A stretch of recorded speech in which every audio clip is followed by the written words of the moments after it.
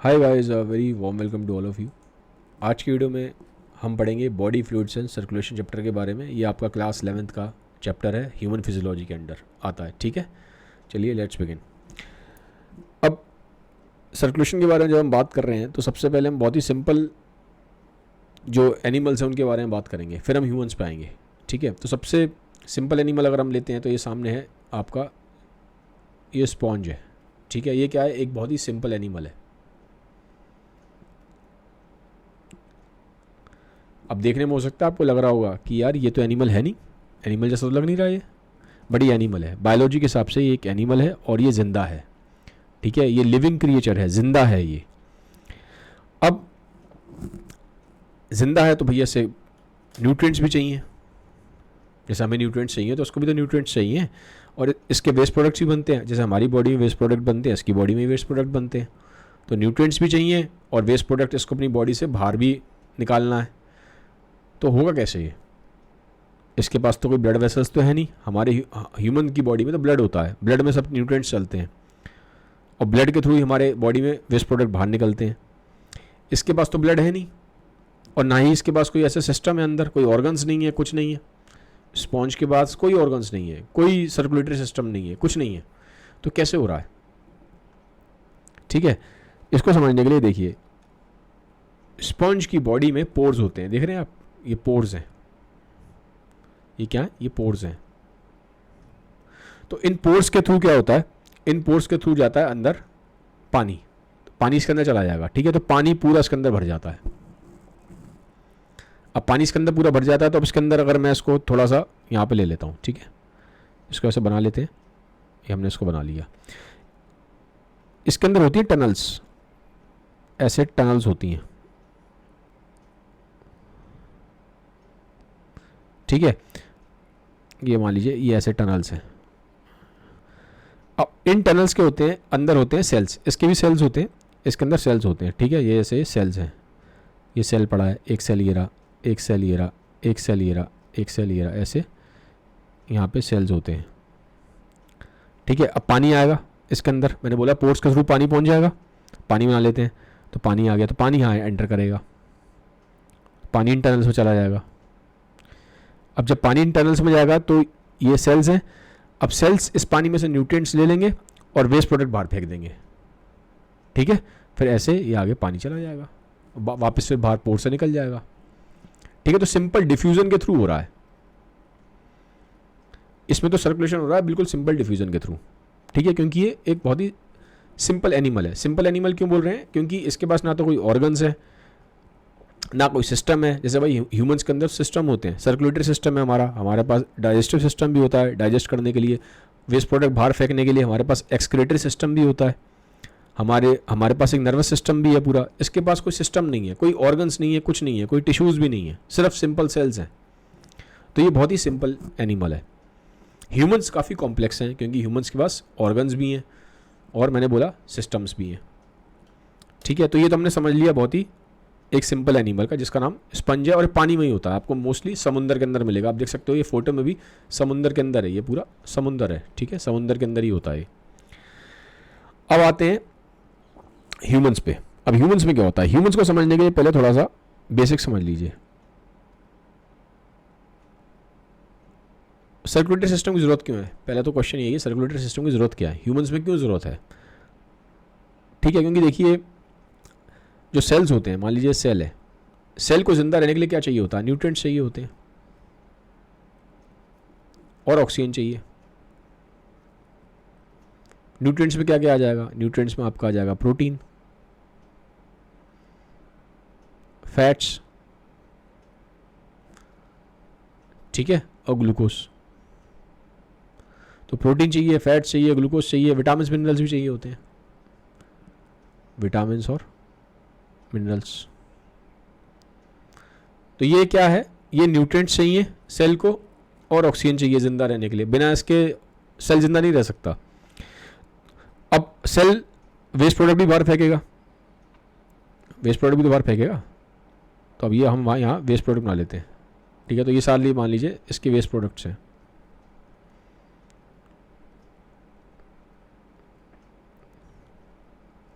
ठीक है, तो वेस्ट प्रोडक्ट्स में क्या आ जाएगा, CO2 आ जाएगा, लैक्टिक एसिड होता है। ठीक है, तो न्यूट्रिएंट्स चाहिए जिंदा रहने के लिए और वेस्ट प्रोडक्ट बाहर फेंकने हैं। अब ये पहुंचेंगे कैसे लेकिन सेल तक न्यूट्रिएंट्स?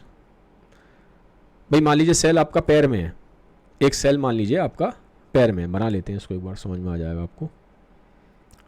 ये हम ले लेते हैं, एक इंसान ले लिया,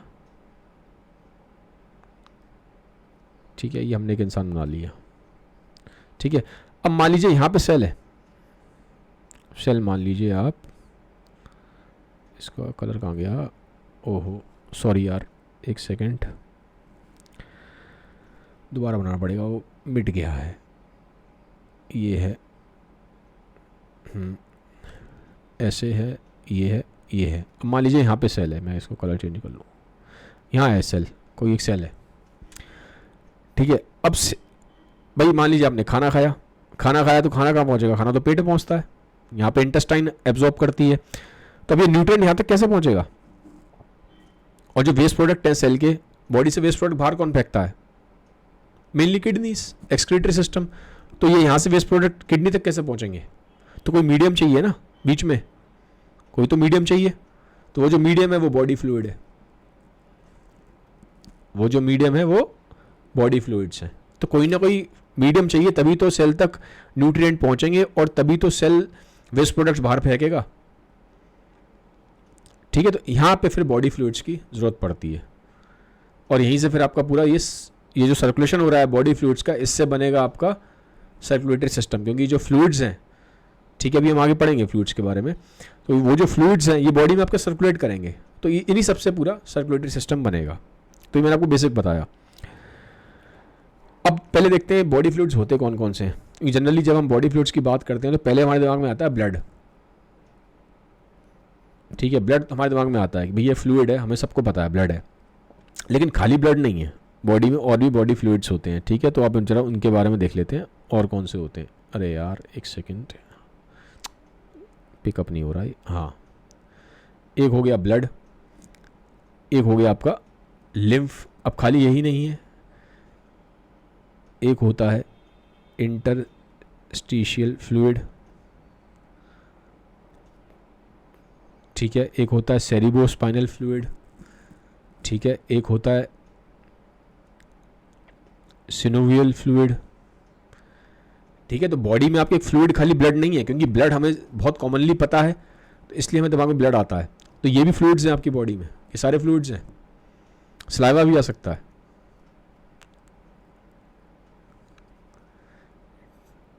ठीक है, तो कहाँ कहाँ पे एक हल्का सा ओवरव्यू देता हूँ। लिम्फ और ब्लड के बारे में तो अभी पढ़ेंगे डिटेल में। ठीक है, इंटरस्टिशियल फ्लूइड क्या होता है, आपके जो सेल होते हैं, दो सेल के बीच में जो जगह होती है ना, स्पेस होती है, दो सेल्स के बीच में जो स्पेस होती है, तो वहाँ पे जो फ्लूइड होता है वो उसको इंटरस्टिशियल फ्लूइड बोलते हैं। सेरिब्रोस्पाइनल फ्लूइड कहाँ होता है, या होता है आपके ब्रेन में और स्पाइनल कॉर्ड में। आपका जो ब्रेन है, स्पाइनल कॉर्ड है, वहाँ पे फ्लूइड होता है, उसको सेरिब्रोस्पाइनल फ्लूइड बोलते हैं। सिनोवियल फ्लूइड कहाँ होता है, ये आपका होता है जॉइंट्स में। जॉइंट्स होते हैं ना आपके, वहाँ पे होता है, जैसे एल्बो जॉइंट है, नी जॉइंट है, शोल्डर जॉइंट है, तो यहाँ पे सिनोवियल फ्लूइड मिलेगा जॉइंट्स में। ठीक है, ये सलाइवा है। ठीक है, इसके बारे में आपको पता ही है। तो अब ये वाले जो तीन फ्लूइड है, ये तो बॉडी में मूव नहीं करते, ये जहाँ पे होते हैं खाली उसी जगह पे रहते हैं। जैसे सेरिब्रोस्पाइनल फ्लूइड आपका मेनली रीजनल है, मतलब उसी जगह पे है, ब्रेन और स्पाइनल कॉर्ड में ही मिलेगा, ऐसा नहीं कि पूरी बॉडी में मूव कर रहा है। सिनोवियल फ्लूइड जॉइंट्स में ही है। ठीक है, सलाइवा आपके माउथ वाले एरिया में, तो पूरी बॉडी में थोड़ा मूव कर रहा है, वो अपनी जगह पे ही है, जहाँ पे मतलब जिस रीजन में है बस उसी एरिया में रहता है वो। ठीक है, लेकिन ये वाले जो फ्लूइड है ये आपको बॉडी में मूव करते हुए दिखाई देंगे।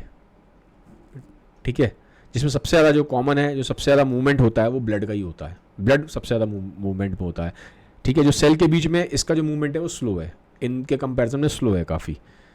ठीक है, लिम्फ के बारे में हम पढ़ेंगे जब आगे इस डिटेल में पढ़ेंगे। ठीक है, तो अभी सबसे पहले ये वाले सर्कुलेट करते हैं। इसमें भी हमें जो पढ़ना है, हमें सिर्फ ये दोनों पढ़ने हैं। आपकी जो बुक में है NCERT के हिसाब से अगर बोलूँ तो आपको सिर्फ ये दोनों पढ़ने हैं, ब्लड और लिम्फ, यही आपके लिए है। आपको सब नहीं पढ़ने, ये सारे जो मैंने आपको बताए हैं, सिर्फ मैंने आपको एक ओवरव्यू देने के लिए, एक्स्ट्रा इन्फॉर्मेशन देने के लिए बता दिया है, लेकिन आपको सिर्फ ये पढ़ना है। इस चैप्टर में फिलहाल आपको ये दोनों पढ़ने हैं। ठीक है, तो अब सबसे पहले हम पढ़ेंगे ब्लड के बारे में, क्योंकि ब्लड ही ज़्यादा कॉमन है। अब बात आती है ब्लड की। तो जब अब ब्लड की बात आ रही है, अब ब्लड में भी दो चीज़ें हैं। ब्लड बनता किससे, किससे बनता है ब्लड? ब्लड एक तो बनता है, ब्लड में सेल्स होते हैं, ब्लड के अपने सेल्स हैं, और एक होता है ब्लड में प्लाज्मा। दो चीज़ें हैं, इस चीज़ को समझ लीजिए। अब ब्लड में सेल्स कौन से हैं, अब इन सब के बारे में हम डिटेल में पढ़ेंगे। मैं सिर्फ अभी आपको एक ओवरव्यू दे रहा हूँ। RBC, red blood cell, white blood cell, तो अभी घबराइएगा मत, इसको हम आगे जाके बहुत डिटेल में समझेंगे। ये सिर्फ मैं आपको समझा रहा हूँ कि ब्लड में क्या क्या है। प्लेटलेट्स, ठीक है, तो ये ब्लड के सेल्स हैं, और ये होता है ब्लड में प्लाज्मा। ठीक है, एक ब्लड सेल्स हैं और ब्लड बना है प्लाज्मा से। अब प्लाज्मा क्या है, प्लाज्मा के बारे में भी हमें अभी आज की वीडियो में प्लाज्मा पे थोड़ा डिटेल में पढ़ेंगे। नेक्स्ट वीडियो में हम ब्लड सेल्स को देखेंगे। ठीक है, प्लाज्मा क्या है क्या प्लाज्मा? देखिए ये है प्लाज्मा, ये देख रहे हैं आप, येलो येलो देख रहे हैं आप, ये प्लाज्मा है। ठीक है, तो जो ब्लड में जो लिक्विड पोर्शन होता है ना, आपने ब्लड देखा होगा। ठीक है, जनरली ब्लड ऐसा दिखाई नहीं देता, ये जैसे मैं पिक्चर में दिखा रहा हूँ, ये ऐसा नहीं दिखाई देता, ब्लड में ऐसे दिखाई देता है, हमें ये दिखाई देता है ब्लड। तो ब्लड का जो लिक्विड पोर्शन है, ब्लड का जो लिक्विड पोर्शन है, ठीक है, जिसकी वजह से ब्लड एक फ्लूइड की तरह काम कर रहा है। ब्लड फ्लूइड की तरह क्यों काम कर रहा है? तो कहीं ना कहीं उसमें लिक्विड पोर्शन होगा तभी तो काम कर रहा है, बिना लिक्विड के तो कोई चीज़ ऐसे फ्लो नहीं कर पाएगी। तो ब्लड का जो लिक्विड पोर्शन है उसको हम बोलते हैं प्लाज्मा। क्या बोलते हैं उसको? प्लाज्मा। और ये होता है येलो रंग का, पीले रंग का होता है, ये पीले रंग का होता है। अब आप कहेंगे ये ब्लड तो हमें रेड दिखाई दे रहा है, पीला तो है ही नहीं इसमें, फिर कहाँ है प्लाज्मा? इस ब्लड में प्लाज्मा कहाँ है? इस ब्लड को अगर मैं इस मशीन में डाल दूं, ठीक है, ये मशीन होती है सेंट्रीफ्यूज, सेंट्रीफ्यूज, ये वॉशिंग मशीन की तरह है। ठीक है, ये ब्लड लिया, जैसे ब्लड ले लिया, ये ब्लड लिया, ठीक है, ये ब्लड मैंने लिया, इसमें डाल दिया, ये ट्यूब सी लगी है ना, बहुत सारे इसमें डली हुई है, बहुत सारे इसमें टेस्ट ट्यूब डली हुई है। ठीक है, अब ये यहाँ बटन दबा दिया जाएगा, ये बटन है, इसको बटन को दबा देंगे। जब बटन दबाएंगे तो जैसे वॉशिंग मशीन घूमती है ना, तो पूरी मशीन घूम जाएगी, पूरी की पूरी घूम जाएगी। तो जब ये घूमेगी तब आपको प्लाज्मा दिखाई देगा, तब ब्लड में चीज़ें अलग अलग हो जाएंगी, जो ब्लड के कंपोनेंट्स हैं सारे अलग अलग दिखाई देंगे। नहीं तो नॉर्मली तो जब आप ब्लड निकालते हो तो आपको ऐसे दिखाई देता है ब्लड। आप नॉर्मली कभी भी ब्लड देखा हो आपने तो ब्लड ऐसे दिखाई देता है, लेकिन जब तक हम इसको इस मशीन में नहीं डालेंगे, सेंट्रीफ्यूज मशीन में, तब तक आपको ऐसे प्लाज्मा अलग से दिखाई नहीं देगा। ये वाला इस पिक्चर में प्लाज्मा है। ठीक है, तो यहाँ पे जब आप देखेंगे, इसको अलग करेंगे तब प्लाज्मा दिखाई देता है। और प्लाज्मा यहाँ पे देखिए येलो आ गया। हमने इस ब्लड को लिया टेस्ट ट्यूब में, इसको हमने मशीन में डाला, वॉशिंग मशीन की तरह मशीन होती है, सेंट्रीफ्यूज घुमा देंगे, इसको पूरा घूम जाएगी। घूमने के बाद यहाँ पे अलग हो जाएगा, प्लाज्मा अलग हो गया। और बाकी जो मैंने बोला था ब्लड बनता है, सेल से बनता है ना, WBC, platelets, red blood cell, ये मैंने पीछे बताया था आपको, ये देखिए ये ब्लड सेल्स ये थे ना, RBC, WBC, प्लेटलेट्स, ये सारे के सारे अलग हो गए, ये सारे के सारे यहाँ अलग हो गए। और जो प्लाज्मा था, मैंने बोला था जो पीला पोर्शन है, जो लिक्विड पोर्शन है, अब आप देख भी पा रहे होंगे, लिक्विड लिक्विड लग रहा है, पूरा लिक्विड लिक्विड लग रहा है ना, तो ये जो येलो पोर्शन है ब्लड का और ये जो लिक्विड पोर्शन है ब्लड का, इसको प्लाज्मा बोलते हैं। समझ में आ गया आपको? ये चीज़ इंपॉर्टेंट है। अब सवाल एक ये उठता है कि ये येलो क्यों है? ये देख सको, ये मतलब इस पिक्चर को आप यहाँ देखो, ये क्लियरली दिखाई दे रहा है, ये येलो, ये प्लाज्मा है, येलो येलो दिखाई दे रहा है, ये सारा, दिस इज ऑल प्लाज्मा। ठीक है, this is all plasma. Why it is yellow? Why yellow? Yellow क्यों है? वाई? उसकी वजह है कि इसमें एक येलो प्रोडक्ट होता है जिसको हम बोलते हैं बिलीरुबिन। ये पिगमेंट है। ठीक है, इसके बारे में बहुत डिटेल में नहीं बताऊंगा, लेकिन ये येलो इसकी वजह से दिखाई दे रहा है, बिलीरुबिन की वजह से। इस चीज़ को समझ लीजिए। ठीक है, अब क्वेश्चन ये उठता है कि जब ये येलो है पिगमेंट, इसमें बिलीरुबिन, तो यहाँ पे हमें येलो क्यों नहीं दिखाई दिया? यहाँ हमें क्यों ब्लड रेड दिखाई दे रहा है? भाई यहाँ पे जब इसके अंदर प्लाज्मा के अंदर बिलीरुबिन है और वो येलो कलर का है, तो जब हम ब्लड पहली बार निकालते हैं तो हमें यहाँ येलो दिखाई क्यों नहीं दे रहा? इसमें वो इसलिए दिखाई नहीं दे रहा क्योंकि ब्लड में ये जो आपके RBC है ना, इसमें एक मॉलिक्यूल होता है हेमोग्लोबिन, HB लिख रहा हूँ शॉर्ट फॉर्म में, हेमोग्लोबिन। ठीक है, ये बनता है। अभी इसके बारे में बहुत डिटेल में पढ़ेंगे जब आरबीसी पढ़ेंगे। ये सिर्फ मैं आपको समझा रहा हूँ कि ब्लड हमें लाल क्यों दिखाई दे रहा है। भाई जब इसके अंदर ब्लड के अंदर प्लाज्मा प्रेजेंट है और प्लाज्मा में बिलीरुबिन है, बिलीरुबिन येलो होता है, तो फिर हमें ब्लड लाल क्यों दिखाई दे रहा है। ये तो जब हमने सेंट्रीफ्यूज में डाला तब हमें पीला दिखाई दिया, पर जब हम ब्लड निकाल रहे हैं तो लाल क्यों दिखाई दे रहा है, इसमें येलो में दिखाई क्यों नहीं दे रहा। तो इसका रीज़न आपको समझा रहा हूँ, क्योंकि ये जो रेड ब्लड सेल होते हैं ना, ठीक है, इसमें एक मॉलिक्यूल होता है हीमोग्लोबिन, ये बनता है आयरन से और प्रोटीन से मिलके। ठीक है, इसके बारे में पढ़ेंगे जब आरबीसी पढ़ेंगे, अभी सिर्फ ओवरव्यू दे रहा हूँ। ये जो आयरन है ना, ये होता है लाल, ठीक है, और रेड हमेशा ज़्यादा इंटेंस होता है, रेड हमेशा ज़्यादा इंटेंस होता है, इस चीज़ को समझिए। और दूसरा, जो हेमोग्लोबिन मॉलिक्यूल्स हैं ब्लड में वो बहुत ज़्यादा प्रेजेंट है, बिलीरुबिन उसके मुकाबले बहुत कम प्रेजेंट है। बिलीरुबिन येलो है और ये जो हेमोग्लोबिन है लाल है, क्योंकि आयरन की वजह से मैंने बोला था इसमें। ठीक है, तो हेमोग्लोबिन हमारे इसमें ब्लड में बहुत ज़्यादा प्रेजेंट है, बिलीरुबिन कंपैरेटिवली कम प्रेजेंट है। और इन जनरल भी आप देखेंगे जो रेड कलर होता है वो ज़्यादा इंटेंस होता है येलो के मुकाबले, तो इसीलिए ब्लड आपको ऐसे रेड दिखाई देता है पूरा। वो फिर जब हम बाद में इस मशीन में डालते हैं सेंट्रीफ्यूज में, तब ये प्लाज्मा अलग होता है येलो। ठीक है, ये मैंने आपको एक्स्ट्रा इन्फॉर्मेशन दी है, तो समझ में आ गया प्लाज्मा क्या है। ठीक है, अब आगे देखते हैं। अब प्लाज्मा को हम थोड़ा सा और डिवाइड करेंगे, प्लाज्मा के अंदर जाएंगे कि प्लाज्मा है कैसे। ये देखिए, ये हमने अभी पीछे देखा, एक सेकंड में कलर चेंज कर लूँ। हाँ, ये हमने पीछे अब देख के आ रहे हैं, जब अलग किया तो प्लाज्मा ऐसे 55% होता है ब्लड में। वॉल्यूम वाइज देखेंगे, अगर आप वॉल्यूम के हिसाब से देखेंगे तो 55% ब्लड में प्लाज्मा है, बाकी ये सारे 45% क्या है, सेल्स हैं। ठीक है, फॉर्म्ड एलिमेंट मतलब ब्लड सेल्स, वही आरबीसी, डब्ल्यूबीसी, प्लेटलेट्स, उसी को फॉर्म्ड एलिमेंट्स बोलते हैं, कुछ अलग नहीं है ये। ठीक है, अब इन फॉर्म्ड एलिमेंट्स में भी सबसे ज़्यादा अगर आप देखेंगे, और जैसे फॉर्म्ड एलिमेंट्स में क्या क्या आता है, आरबीसी, डब्ल्यूबीसी और प्लेटलेट्स, इनके बारे में अभी हम आगे डिटेल में पढ़ेंगे, अभी घबराइए मत। ठीक है, ये सिर्फ एक ओवरव्यू वाला है यहाँ पे। इसमें भी सबसे ज़्यादा अगर आप देखेंगे तो ग्रेटर देन 99% आरबीसी ही प्रेजेंट है। ये दोनों मिला के लेस देन 1% होते हैं, ये ज़्यादा नहीं है, आरबीसी बहुत ज़्यादा है, 99% है। ठीक है, तो इस 45% में भी, जब इस 45% का हम ब्रेक डाउन कर रहे हैं सेल्स का, तो आरबीसी सबसे ज़्यादा है, 99% आरबीसी है, डब्ल्यूसी प्लेटलेट्स मिला के लेस देन 1% है।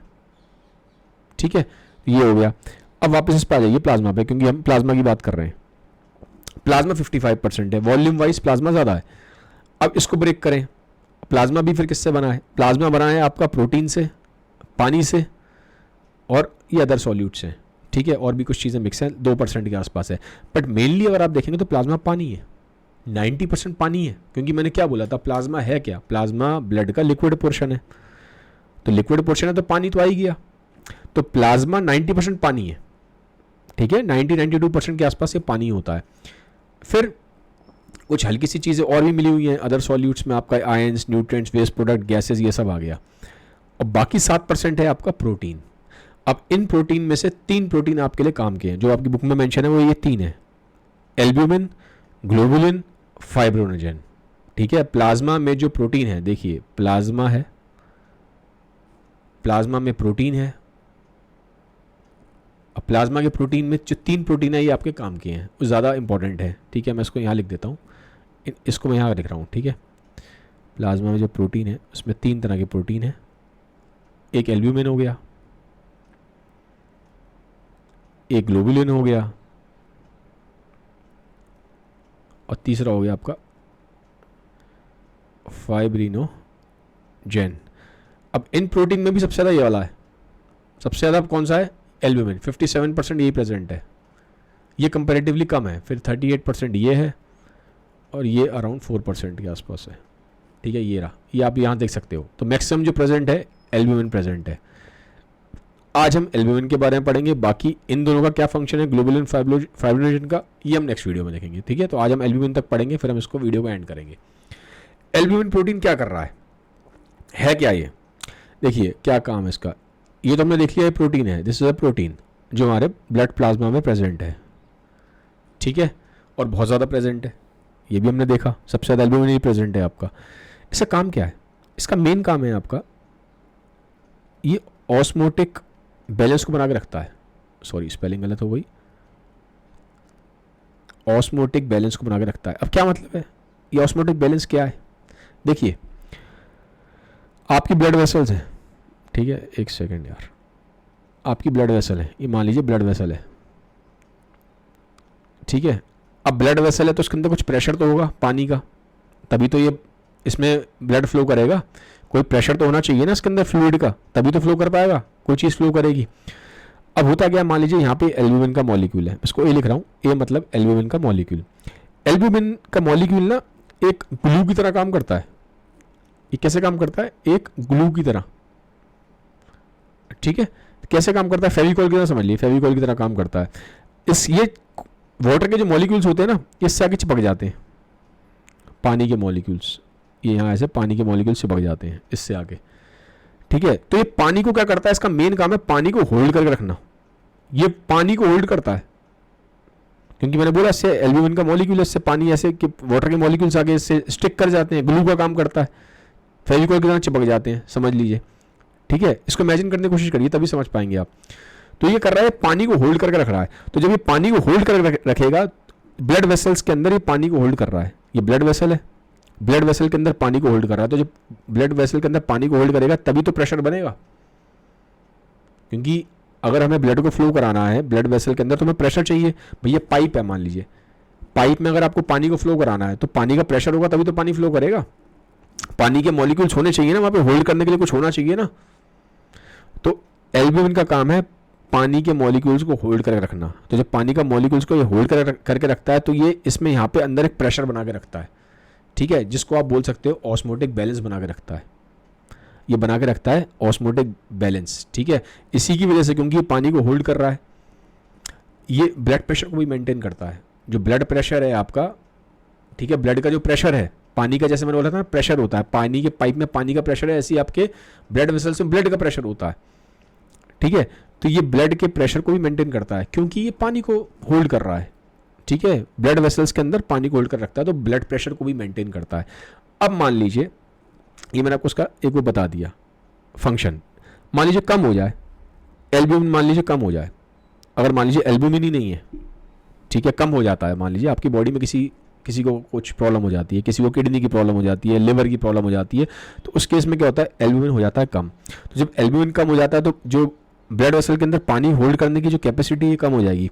तो होता क्या है, ये फ्लूइड है ना, ये बाहर लीक कर जाता है, ये ब्लड वेसल के बाहर फ्लूइड लीक कर जाएगा, ब्लड वेसल के बाहर पानी ये फ्लूइड लीक कर जाता है।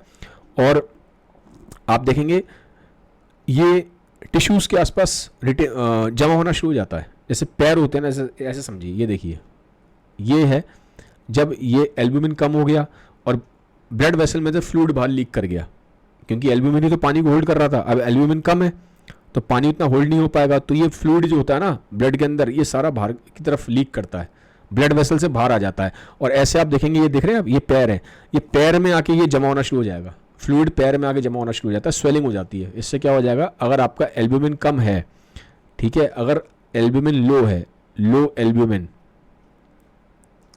अगर एल्ब्यूमिन लो है तो ऐसे स्वेलिंग होना शुरू हो जाती है, ये देख रहे हैं आप पैरों में स्वेलिंग हो जाती है, इसको एडिमा बोलते हैं,